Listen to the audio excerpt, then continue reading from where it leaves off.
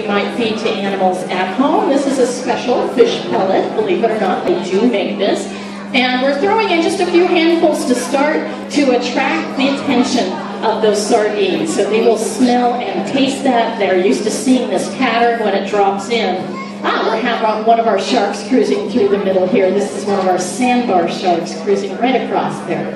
So as you saw a little sneak preview before, our sardines will come swirling up probably all at once. It does take them a couple of moments to be aware of the food. Sometimes they even look like a giant silver tornado of fish when they get here. So they like to stick very closely together with their neighbors because that's how they stay safest. So we'll watch for them to come up. I like to call them my silver flash mob when they get here.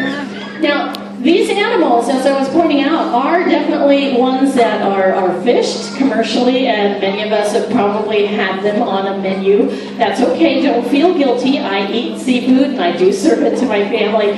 We just ask that everybody try to make really informed decisions about the seafood that you're eating.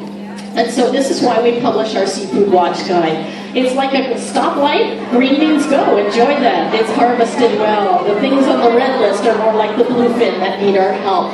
I see our sardines are kind of making a little bit of an approach up here. There they go. And you can see that they are really quite skittery today. So let's see if they come all the way up for the feeding.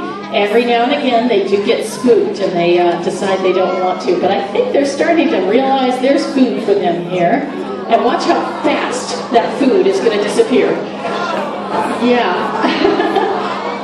This is pretty remarkable. Okay, so this is 14,000 individuals with no leader, all coordinated at once.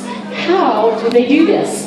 Well, each sardine is watching its neighbor. They have pretty good eyesight. They have little pressure sensors on the sides of their heads, so they feel when the water next to them moves and when their neighbors move, or when, say, a big mahi is running through the middle of them.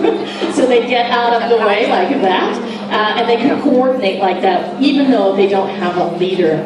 Now, by staying really close together, they are kind of like one big thing rather than 14,000 little edible things all at once, and that's how they stay safer. These big fish still have to hunt down these little sardines one by one. So by sticking together, having as many Facebook friends as possible, they are doing a good job of staying alive. And some of these little sardines, they may even live to be something like 25 years old. That's a lot of dodging and weaving, so they must be pretty good at it too. You might have noticed the food changed a bit there. It went from being little pellets to being sort of a cloudy, orangey pink color, and we're feeding out some krill to these animals as well. And they will clean up every last little scrap, and I'm going to guess that today they're kind of moving around like they're a little bit nervous of the big fish, so we may see a real dramatic exit when they decide that they want to clear the area with the bigger animals around. In the meantime, we've got one of those beautiful pelagic stingrays swimming it through here. It looks a little like Darth Vader's helmet, right, as it swims along. And of course our ocean sunfish is just kind of going along little by little. Now, sardines like this have been the lifeblood of Cannery Row through the last century, and they've certainly been an important feature today. Isn't that amazing? Yeah, I taught each and every one of them to do that for me on the tour. And look how much cleaner the water is too. Uh-oh, we've got a little guy that didn't make it back with the rest of the school. So we're going to hope that one figures out where to go and how to get back there. We'll keep an eye out for that one too. Well, a little drama for our morning here.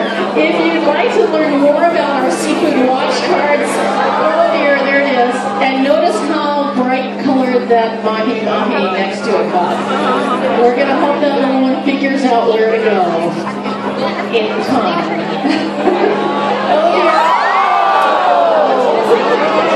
Okay, Joel, call the intern. We're going to start counting backwards now. 13,999